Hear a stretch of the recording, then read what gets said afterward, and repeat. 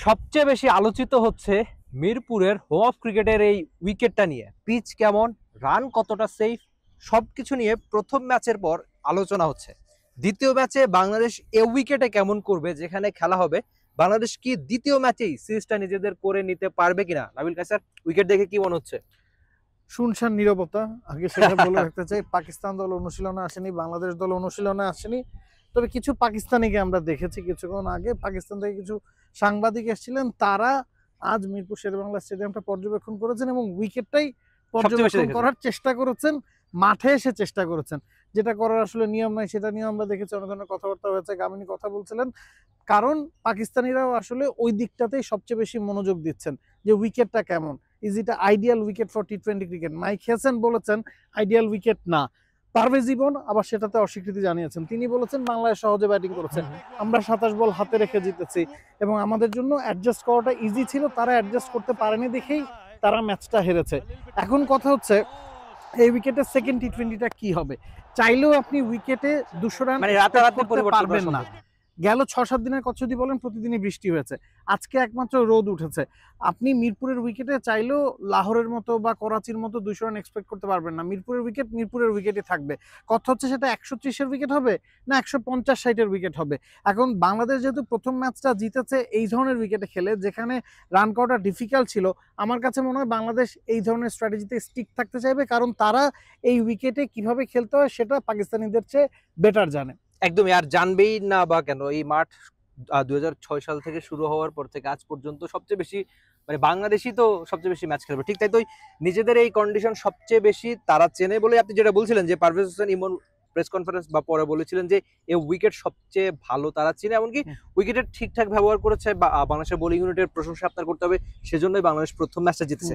আর সঙ্গে আরেকটা ব্যাপার যে দ্বিতীয় ম্যাচের উইকেট আর রাতারাতি হয়তো পরিবর্তন করা যাবে না, কিন্তু আরেকটু ভালো তো করা সম্ভব। কিন্তু আপনি যদি ওই এখন তো বছরের যেই সময়টা মাঝামাঝি, এই সময় আপনি চাইলেও নাবিল কেসার মানে খুব দ্রুত উইকেট পরিবর্তন করতে পারবেন। আমরা সবশেষ বিপিএল এ দেখেছি, কিন্তু এখানে 180 রানও খুব সহজে হয়েছে, এমনকি অনেক বেশি রান মানে 170-75 চেজ হয়েছে। কিন্তু এখনকার যে সময়, জুন জুলাইয়ের এই সময়তে বিশেষ করে উইকেট আপনি ব্যাটিং ফ্রেন্ডলি বানাতে পারবেন। আপনি যেটা বলেছেন যে খুব ইম্পর্টেন্ট একটা কথা বলেছেন মাঝখানে, যে টানা কয়েকদিন বৃষ্টি হচ্ছে, তো ওই বৃষ্টির এই সময় আজকে বা আগের দিন হয়তো রোদ উঠেছে অনেক বেশি, কিন্তু রাতারাতি মিরপুরের উইকেট পরিবর্তন করা সম্ভব না। তো পাকিস্তানিদের যদি জিততে হয় তাহলে উইকেটটা খুব ভালোভাবে বুঝতে হবে, পড়তে হবে। মাইক হেসন আপনাকে বলেছেন যে উইকেট পুয়ার, তো সে পুয়ার উইকেট নিশ্চয়ই রাতারাতি পরিবর্তন হবে না, উইকেটটা বুঝে তাদের খেলতে হবে। তবে বাংলাদেশ চাইবে নিজেরা আরো ভালো বুঝতে জিততে ম্যাচটা। আমি কিন্তু এই জায়গায় অবাক হয়েছি, মাইক হাসান যখন কথা বলছিলেন তিনি বলেছেন যে সেকেন্ড টি-20তে তারা আরো বেশি অ্যাডজাস্ট করে মাঠে নামবেন। অ্যাডজাস্ট করতে হলে আজকে মাঠে আসা প্রয়োজন ছিল, আজকে অনুশীলন করা দরকার ছিল, সেটা কিন্তু আবার তারা করেনি। তারা বিশ্রামটাকেই বেছে নিয়েছেন। আরো একটা জিনিস হচ্ছে টসটা ভাইটাল হতে পারে। লিটন দাস 9 ম্যাচ পরে টি-20, বাংলাদেশ 9 ম্যাচ পরে টি-20তে একটা টস জিতেছে। সেই টস জিতে যে তারা ফিল্ডিং এর সিদ্ধান্ত বেছে নিয়েছেন, সেখানেও কিন্তু একটা মাস্টার স্ট্রোক ছিল, কারণ যখন স্লো উইকেটে খেলা হয় আপনি চাইবেন রান ডিফেন্ড করতে, কিন্তু লিটন ওই উইকেটটা পড়তে পেরেছেন, বুঝতে পেরেছেন দেখে কিন্তু তিনি চেস করার সিদ্ধান্ত নিয়েছেন এবং সেটাই কিন্তু সাবধান হয়েছে, বাংলাদেশের জন্য খুব ভালো মতো কাজে লেগেছে। এখন আমার কাছে মনে হয় টসটা খুব ভাইটাল হতে পারে। একাদশ সাথে আসলে খুব বেশি পরিবর্তনের সম্ভাবনা নাই, অন্তত বাংলাদেশের ক্ষেত্রে এটা পুরোপুরি প্রযোজ্য। বাংলাদেশ থার্ড টি-20তে শ্রীলঙ্কাতে যেটা খেলেছে সেখান থেকে খুব বেশি বদল আনেনি। তাসকিন যেহেতু ওয়ার্কলোড ম্যানেজমেন্টের মধ্য দিয়ে যান, তাকে কি আসলে আরেক ম্যাচ বিশ্রাম দেওয়া হবে কিনা, যেহেতু একদিন পরই খেলা। খুব একটা অবাক হবো না যদি তাসকিনকে না দিয়েও বা তানজিম সাকিবকে আপনি চাইলে একটা রেস্ট দিতে পারেন। শরীফুল হয়তো খেলতে পারে। আর বাকি পজিশন নিয়ে আরেকটা ব্যাপার হতে পারে যে একজন পেসার কমিয়ে কি আপনি এমন উইকেটে মেহেদী হাসান মিরাজের দিকে যাবেন কিনা, বা মিরাজ যে খুব ভালো পারফরমেন্স করতে পারেনি, কিন্তু শেখ মেহেদীর অনেকটা কামব্যাকের ম্যাচ হতে পারে। আমরা দেখেছিলাম যে এর আগে পরে এমন উইকেটে খুব ভালো পারফরমেন্স তিনি করেছিলেন। তো সবশেষ লঙ্কাতে কিন্তু ওই যে রান, আপনি আগের দিনও এই একটা কথা বলেছিলেন যে রান যখন আপনার 110-এর মতো, শেখ মেহেদী দিয়ে ফেলেছেন প্রায় 37-এর মতো। তো একজন বোলার যখন এত বেশি রান দিয়ে ফেলেন, আমার মনে হয় এমন উইকেটে অনেকটা একই একাদশ নিয়ে নামবে বাংলাদেশ। আর শেখ মেহেদীর কামব্যাকের ম্যাচ আরেকজনের দিকে আপনি নজর রাখতে পারেন, সেটা হচ্ছে তানজিদ হাসান তামিম। পারভেজ হোসেন ইমন যেদিন রান করেন সেদিন তামিম করেন না, যেদিন তামিম করেন সেদিন আবার পারভেজ হোসেন ইমন করেন না। তো দুই ওপেনার যদি নিজেদের স্বাভাবিক খেলা খেলেন, দুজনেই যদি রান করেন, সেদিন আসলে অপোনেন্টের জন্য খুব খারাপ দিন অপেক্ষা করছে হয়তো যদি দুজন রান করেন। এবং আমরা তো এই যে ওপেনিং স্লট নিয়ে সমস্যার কথা সবসময় বলি, অন্তত ওপেনিং স্লটের মানে 50 সমস্যাটা ভাগ না, হ্যাঁ ঠিকঠাক হয়ে গেছে। একদমই। কারণ একজন প্রতি ম্যাচে রান করছেন, আরেকজন আবার প্রতি হ্যাঁ। ম্যাচে ফ্লপ করছেন। তারা দুজন যদি জ্বলে ওঠেন সেক্ষেত্রে আপনি বলতে পারেন ওই দিন বাংলাদেশ জিতবে, কারণ দুজনেই অ্যাটাকিং ক্রিকেটটা খেলেন এবং সেই প্রত্যাশাই আমরা করতে পারি। অন্যদিকে পাকিস্তানের দিকে যদি আমরা চোখ ফেরাই, পাকিস্তানের কি খুব বেশি বদল আনবে কিনা, আমার কাছে মনে হয় পাকিস্তানের কাছে এনাফ স্পিন অপশন ছিল। আবরার আহমেদ ছিলেন, এছাড়া তাদের খুশদিল শাহ স্পিন করতে পারেন, সাইম আইয়ুবকে আমরা দেখেছি স্পিন বল করতে, নওয়াজ করেছেন, তার মধ্যে দুজন স্পেশালিস্ট, দুজন পার্ট টাইমার ছিলেন। বাংলাদেশের দিকে যদি আপনি আবার তাকান, আমাদের কাছে মিরাজের অপশন আছেন এবং নাসুমের অপশন আছেন, কিন্তু উইকেট কিন্তু প্রথম ম্যাচে পেয়েছেন পেসাররা, তাসকিন 3টা উইকেট পেয়েছেন, মুস্তাফিজ 2টা উইকেট পেয়েছেন, তানজিম সাকিব 1টা উইকেট পেয়েছেন। এখন আপনি যদি একজন স্পিনার এক্সট্রা খেলাতে চান সেক্ষেত্রে আপনার একজন পেসারকে বসাতে হবে। মাত্র 2জন পেসার নিয়ে আবার বাংলাদেশ খেলতে চাইবে না, তাই বাংলাদেশের স্কোয়াডটা মোটামুটি সেটেল থাকছে।